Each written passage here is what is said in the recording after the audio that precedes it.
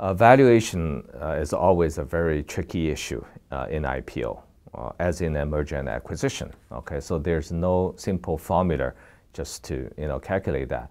But seasonality of this business is well known, right? And also Alibaba had experienced great growth, very consistent growth over the years. So I think people are not questioning their growth, prospect.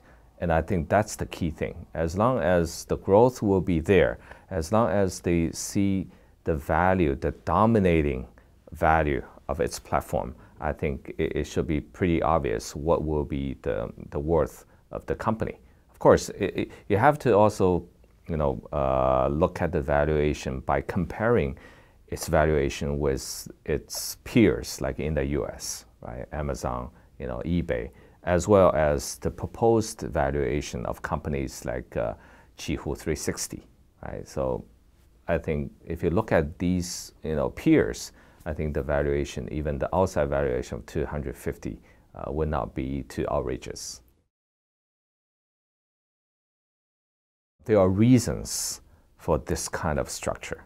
First of all, other Chinese companies have done the same thing, like Baidu, right? They also have like A share and a B share with different voting power to give the founder or the management more, control over the company. Second, for Alibaba, because the two major shareholders, namely SoftBank and Yahoo, have much more percentage than Jack Ma and his team combined.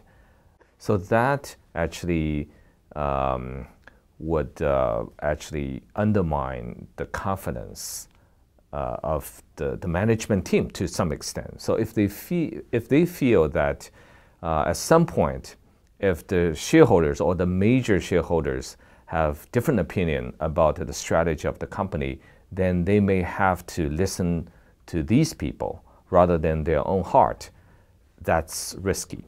That's risky. So that's the reason why Jack Ma and his team is so determined that they rather go for probably a lower valuation in the US rather than Hong Kong, but they have to have this protection mechanism in place. But of course, to shareholders, they have to see the pros and the cons and see what is the best interest to them. But I think I guess most shareholders probably will be okay with it, because if they invest in Alibaba, they need to trust Jack Ma, trust his judgment, trust his commitment to the company. Otherwise, you probably should stay away from it.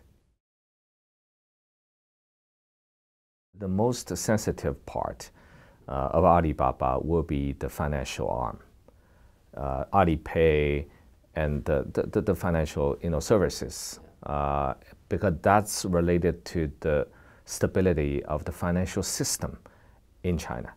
And that part, of course, will not be part of IPO. So the part that's very important and the people are eager to know but won't be disclosed will be all these trading information, because billions of deals done on the Alibaba platform that's related to the macroeconomic situation of China. That's also very sensitive.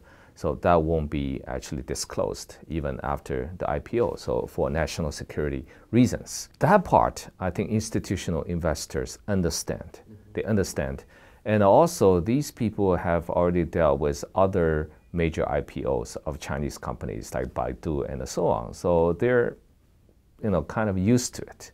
So for these two reasons, I think it's already included in the valuation. Alibaba started as a bridge between China and the rest of the world. It was an import and export platform. That's initially what it was, for the small to mid-sized importers in other parts of the world to find Chinese exporters who are not big enough. The bridge business, the import and export platform, has been stable. Because Chinese exportation has been rather kind of lukewarm in recent years for a lot of different reasons, right? So this part will not experience much growth. But the domestic market, like Tmall last year, still more than 100% growth. Taobao was like 40% roughly. So we're still having very significant growth here. So probably it will not expand anytime soon on the other side of the bridge. And also it will be an uphill battle against established companies like eBay and Amazon and so on. So I don't think it's a top priority of Alibaba. So money generated or received from the IPO will be used domestically rather than overseas.